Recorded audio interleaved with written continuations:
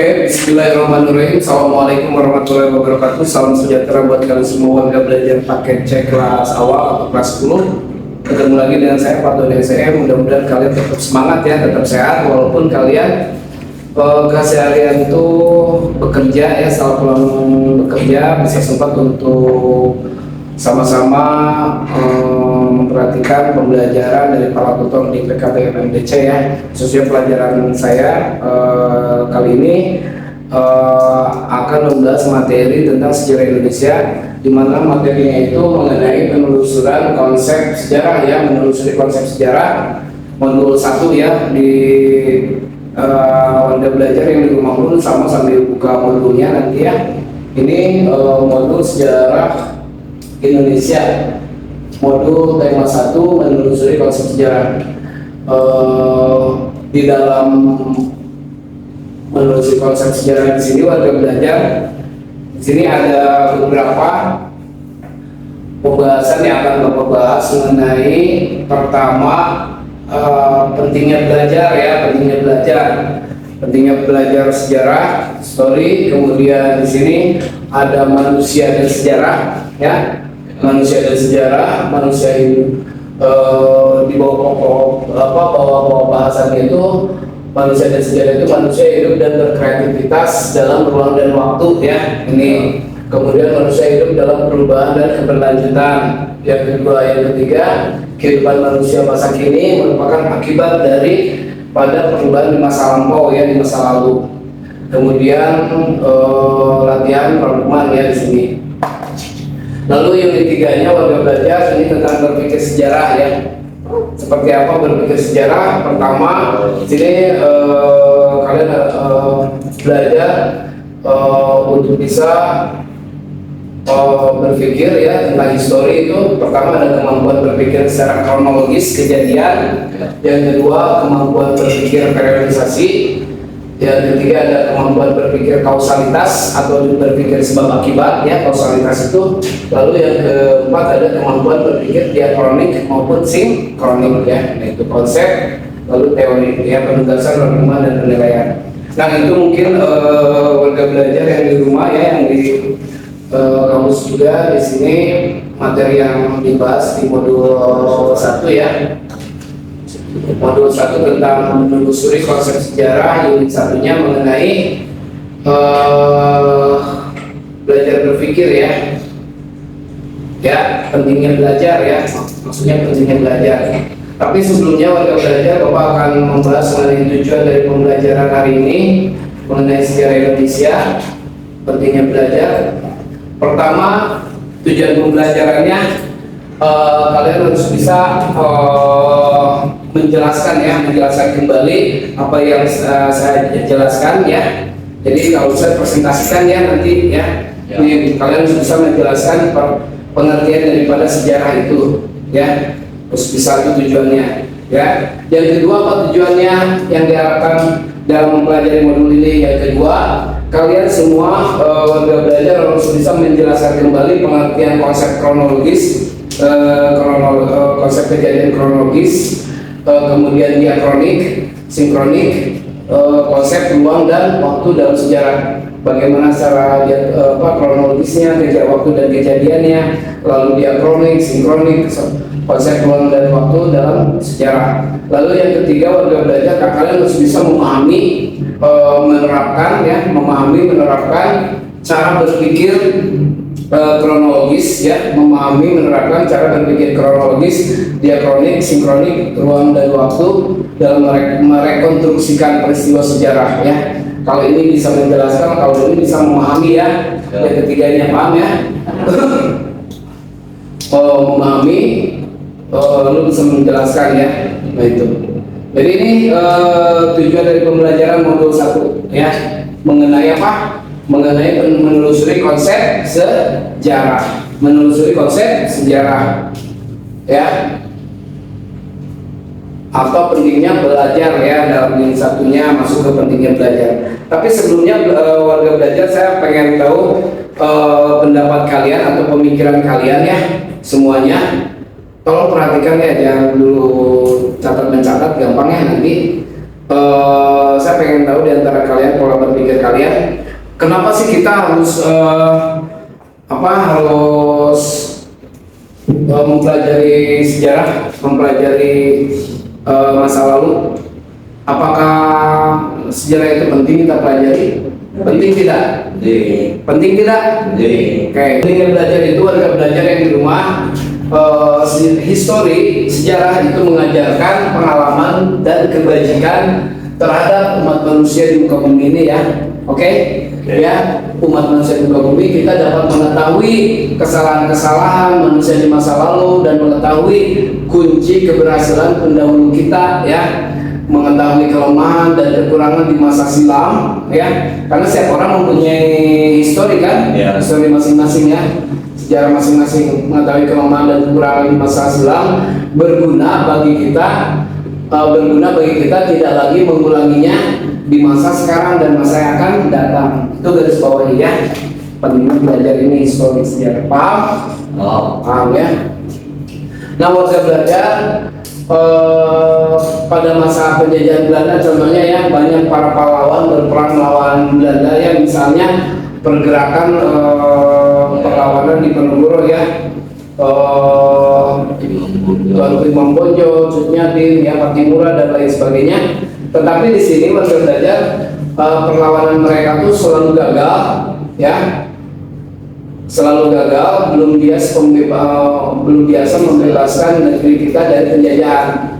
Ya, saat itu bangsa kolonial atau kaum penjajah ini atau Belanda ini menggunakan politik pecah belah.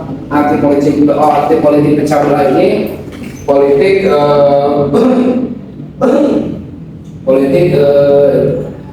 adu domba gitu ya, impera ya, politik adu domba ya. Jadi perang saudara ya ibu ya, jadi perang saudara, politik adu domba yang ditengahi oleh orang-orang kolonial, orang-orang Belanda, paham ya. Nah itu. Nah, para pejuang belum bersatu karena waktu itu masih bersifat kedaerahan ya, masih mengunggulkan ego daerahnya masing-masing. Makanya dulu itu wilayah Indonesia itu, sebelum wilayah Indonesia itu wilayah Nusantara dia masih istilahnya ya bersifat kedaerahan. Jadi ada dikatakan misalkan ada negara Jawa Tengah, Jawa Timur, kemudian negara Kalimantan, Sulawesi, semuanya punya ego masing-masing gitu ya. Nah, sejak berdirinya lepas dari kemerdekaan, jadi bersatu dari Sabang sampai Merauke ya. Dari Sabang sampai Merauke bangsa Indonesia itu harus bersatu, gitu ya, paham? Bangsa Indonesia itu harus bersatu. Nah, warga belajar itu yang saya banggakan, sehingga perjuangan para pahlawan ya belum berhasil pada saat itu karena adanya politik adu domba atau divide impera ya yang dilakukan oleh pihak kolonial ya, pihak Belanda. Nah, hasil inilah warga belajar kemudian dijadikan apa? Dijadikan pengalaman ya, dijadikan pengalaman oleh siapa? Oleh kita, oleh rakyat bangsa Indonesia sendiri ya. Ketika mengobarkan perang kemerdekaan melawan penjajah pada tahun 1945 ya, mengobarkan perang kemerdekaan melawan penjajah pada tahun 1945 ya. Nah, bangsa kita, bangsa Indonesia, warga belajar bersatu ya, bersatu, berjuang dan berperang secara serentak di seluruh Indonesia dari Sabang sampai Merauke. Karena ada falsafah bersatu kita teguh, bercerai kita runtuh. Kalau bersatu kita kuat ya, benar nggak? Ya, iya nggak? Ya. Bersatu kita teguh, bercerai kita runtuh. Bukan. Bercerai kita, bukan, bukan itu. Ya. Bersatu kita teguh, bercerai kita runtuh. Makanya seperti ini Kak, seperti lidi ya. Lidi kalau satu lidi itu kuat, satu lidi kuat nggak? Kuat nggak? Nggak punya kekuatan, lemah, benar nggak? Ya. Tapi kalau banyak si lidinya itu dipatahin itu, patah nggak? Nah, ibarat itu ya, berarti bersatu kita teguh, bercerai kita runtuh. Garis bawahi ya, paham? Paham ya? Kayak warga belajar tuh yang bangga-banggakan ya pakai cek kelas awal. Itu menjadi apa semboyan kita hingga saat ini ya. Ya makanya jalin kebersamaan. Walaupun kita berbeda agama, walaupun kita berbeda bahasa, walaupun berbeda ras, ada istiadat ya, tapi tetap kita harus bersatu. Paham ya? Oke, next ya. Nah, warga belajar sehingga apa? Sehingga perjuangan para pahlawan belum berhasil ya. Hal inilah kemudian dijadikan pengalaman oleh bangsa kita, bangsa Indonesia ya, ketika mengobarkan perang kemerdekaan melawan penjajah pada tahun 1945, bangsa Indonesia bersatu berjuang berperang ya secara sadar di seluruh Indonesia bersatu kita percaya kita untuk menjadi semboyan kita hingga saat ini. Inilah salah satu contoh pentingnya belajar histori atau belajar sejarah. Paham? Dan contoh peristiwa tersebut kita perlu belajar ya, perlu belajar sejarah karena pas sejarah itu mengajarkan kita untuk tidak mengulang kesalahan yang sama ya enggak ya, karena pengalaman itu adalah apa nih ya, benar ya, guru yang terbaik ya, pengalaman itu benar nggak? Benar ya apa yang dijawab kamu ya, pengalaman itu guru yang terbaik ya, buat memperbaiki diri ya Bu ya, buat memperbaiki diri ya, ini masa depan yang lebih baik lagi. Nah, contoh lain kenapa kita perlu belajar histori, belajar sejarah, misalnya tentang fenomena ikan lohan ya, bunga gelombang cinta dan batu aki ya. Pertama fenomena ikan lohan sekitar awal tahun 2000-an booming ya, benar nggak? Kita masih ingat apa kesannya Bu? Masih ingat ikan lohan itu menjadi ikan yang ikonik ya, populer ya. Populer, jika sebelumnya ikan yang dianggap mahal itu adalah arwana.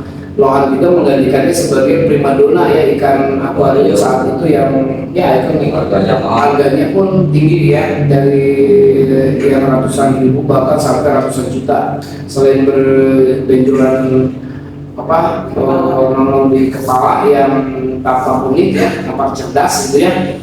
Konon yang membuat mahal itu adalah corak ya, coraknya pada tubuh atau sisi ikan yang bisa membuat aksara tertentu. Fenomena ikan lohan lambat laun menghilang diganti sebuah tanaman. Nah sekarang tanaman yang kedua itu sebagai apa? Fenomena bunga gelombang ya, gelombang cinta atau pantorium ya. Sini ada yang punya gelombang bunga itu? Ada nggak? Ada kok punya di rumah. Nah itu bagus ya, bunga gelombang cinta pantorium yang pernah top ya, dan diburu banyak penyuka tanaman hias. Meski harganya bisa sampai puluhan juta rupiah, kini bunga yang akar dan urat daunnya itu mempesona banyak orang. Itu tidak lagi menjadi buruan karena apa? Orang ramai membudidayakannya sehingga tak sulit lagi mendapatkannya. Harganya pun turun sekali ya. Dulu baru mekar daunnya langsung dibeli orang. Nah pada kurun waktu tahun 2000 sampai 2006 2008 para pedagang tanaman hias pernah mengeruk jutaan rupiah dari tanaman tersebut dari tanaman tersebut. Waktu itu jangankan sudah mekar bijinya saja sudah mahal ya. Biji artori itu sebesar biji jagung bisa dijual antara 5.000 hingga 10.000. Namun jika tumbuh sampai setidaknya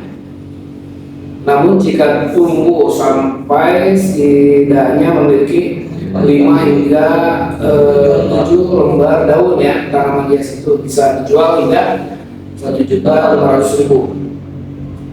Nah yang saya tidak paham mengapa waktu itu kenapa waktu itu bunga gelombang cinta itu tiba-tiba diburu oleh orang baik ya,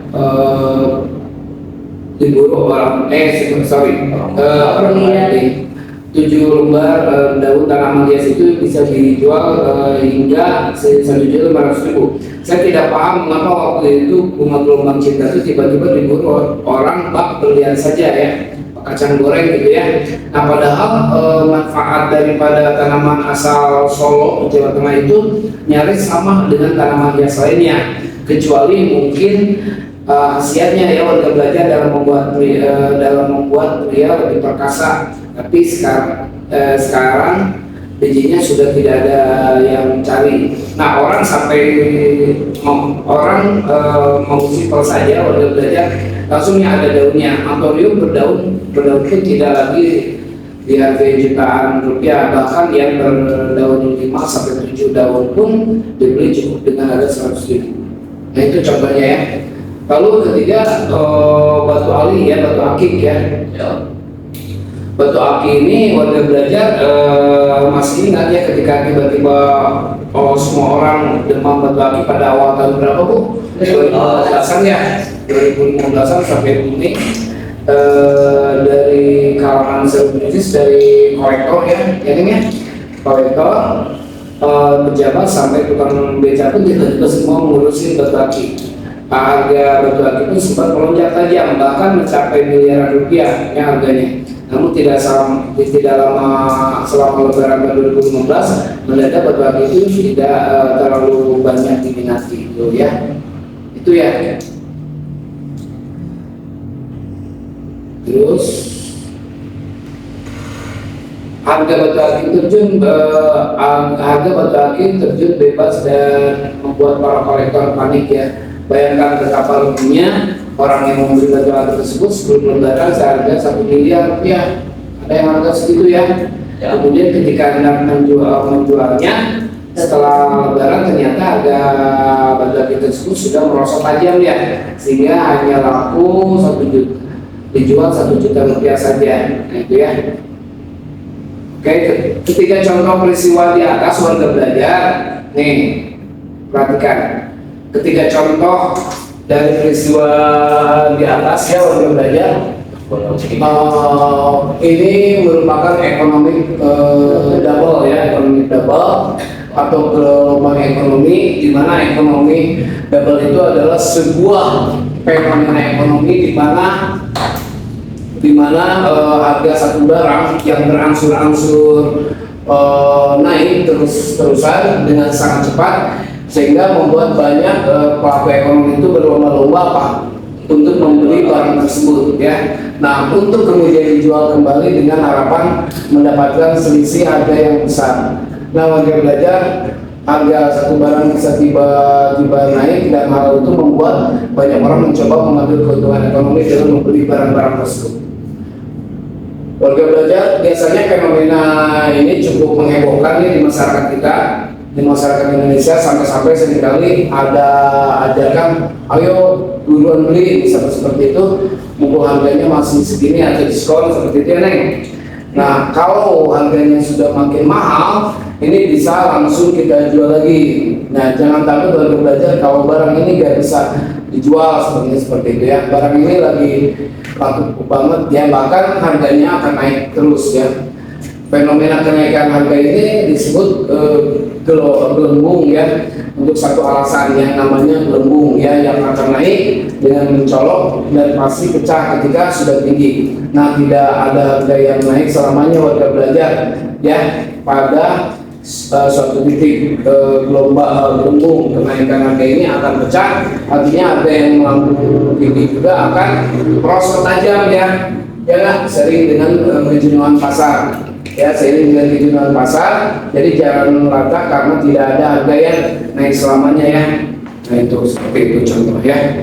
Seperti misalkan begini Bu, bulan-bulan kemarin atau bulan-bulan kemarin ada emas naik ya, emas naik, benar? Terus kan katanya turun, tuh kan turun lagi ya. Jadi nggak selamanya harga tersebut bisa naik ya, dan bisa harga yang tetap ya. Jadi fleksibel ya.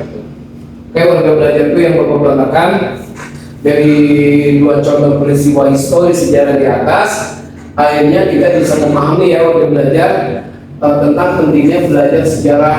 Di antaranya apa tadi? Satu, kita harus menjaga persatuan dan kesatuan.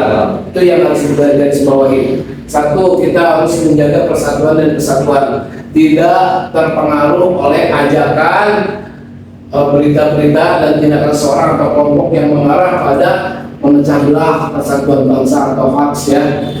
Oke, ya. Apalagi sekarang banyak berita hoax ya, berita bohong melalui media sosial yang mengarah pada memecah belah persatuan dan kesatuan bangsa oleh negara. Yang kedua apa?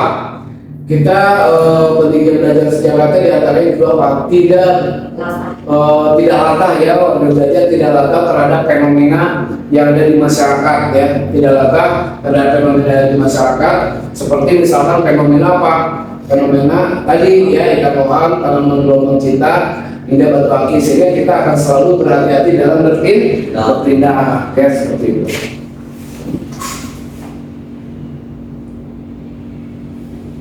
Oke, warga belajar itu yang mempergunakan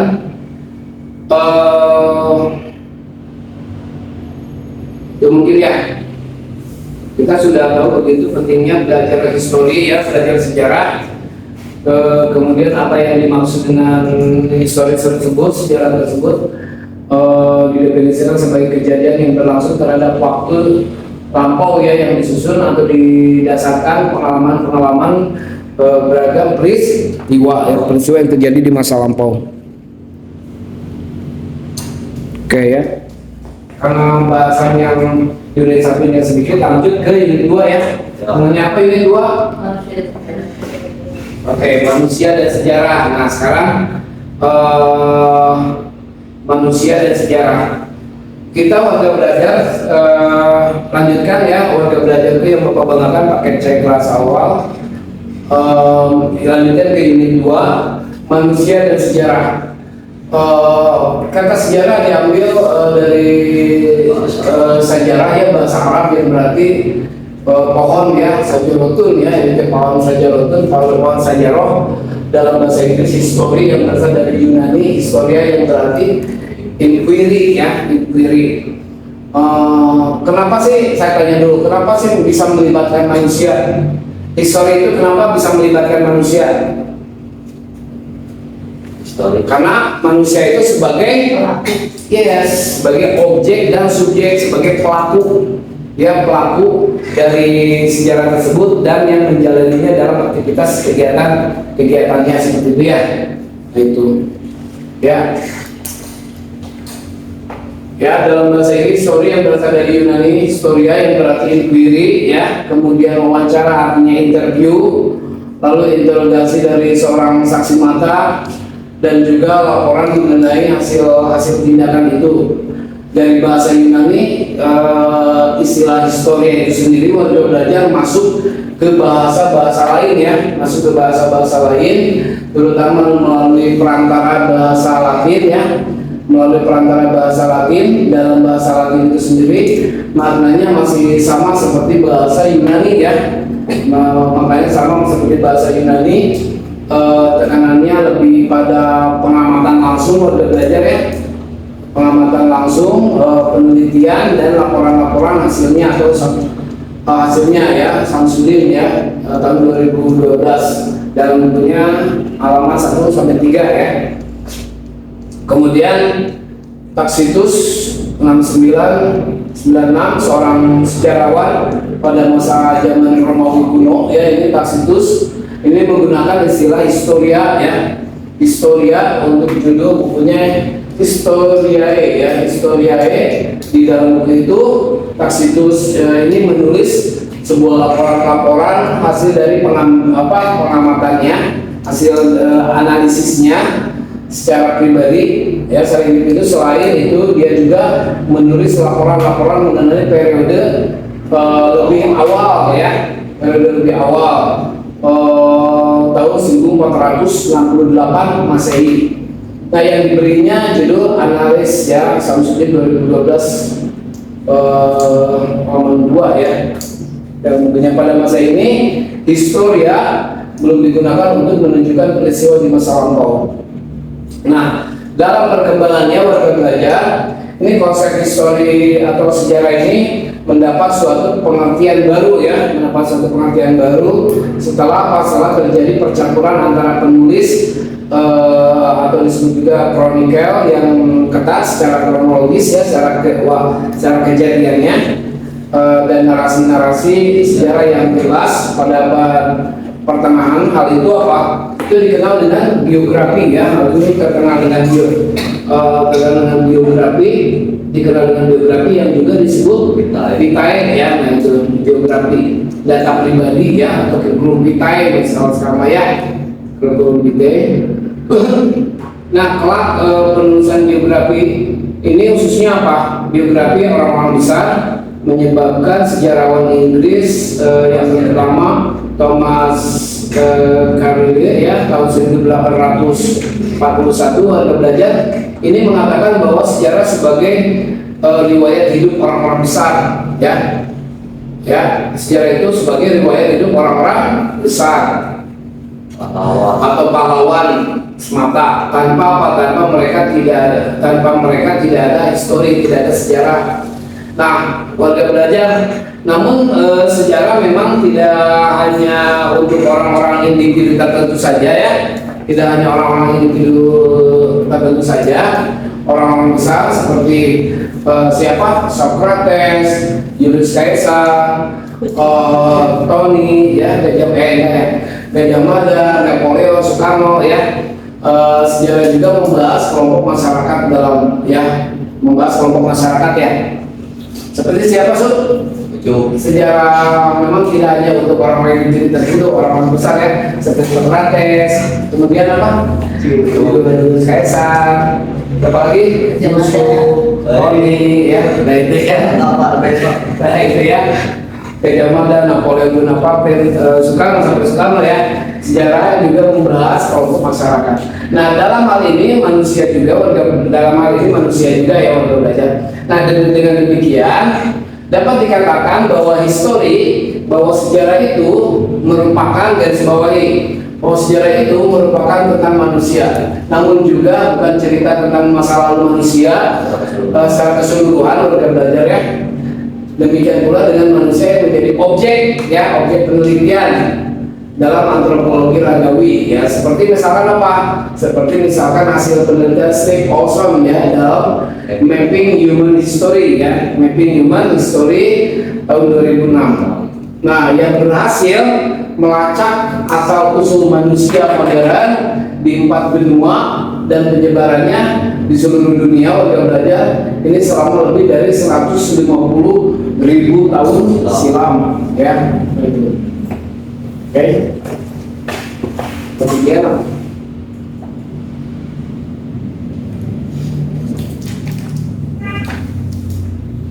150.000 silam. Manusia dan sejarah Warga Belajar nih.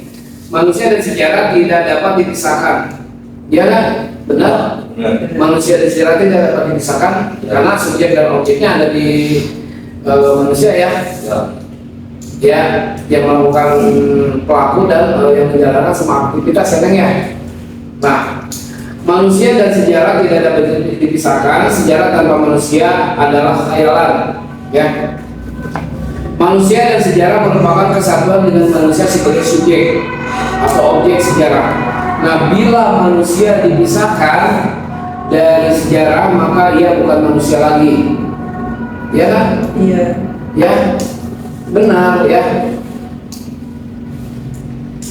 Berpikirnya oleh kalian manusia sebagai pelaku dari sejarah tersebut. Berpikir? Satu, karena manusia itu diberikan akal dan pikiran. Nah, beda dengan hewan, beda dengan tubuh. Yang melakukan kegiatan aktivitas sehari-hari adalah manusia. Jelaslah ini antara histori dengan sejarah dengan manusia itu berkesinambungan ya. Kan ada aktivitas yang dijalani itu seperti itu ya. Kemudian Warga Belajar, manusia dan sejarah merupakan kesatuan dengan manusia sebagai objek dan subjek dan objek sejarah. Bila manusia dipisahkan dari sejarah, maka ia bukan manusia lagi. Nah, tetapi apa sejenis makhluk biasa seperti hewan, nah, ya. Ya, jadi manusia ya, betul ya, sebagai pelaku daripada sejarah. Di sini ingatan manusia memegang peranan penting. Ingatan itu digunakan manusia untuk menggali kembali pengalaman yang pernah dialaminya ya untuk belajar. Mengingat berarti pengalaman tadi mengetahui kembali suatu yang apa? Sesuatu yang apa? Terjadi di masa lalu. Nah, terjadi di masa lalu ya. Sesuatu yang terjadi di masa lalu. Ya. Oke, waktu belajar. Nah, kalau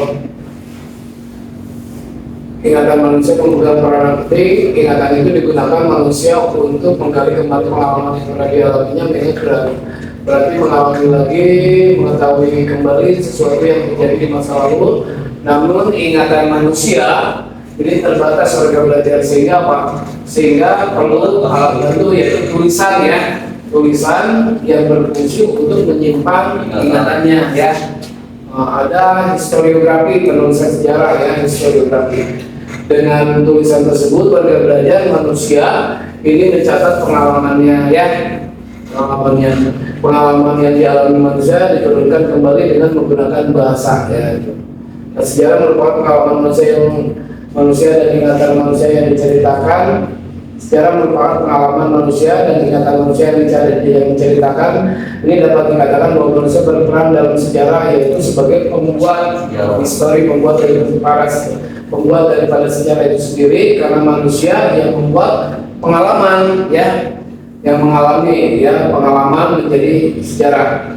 Manusia itu sendiri adalah penutur sejarah yang membuat cerita sejarah, sehingga semakin jelas bahwa manusia adalah sumber daripada sejarah. Seperti itu warga belajar ya.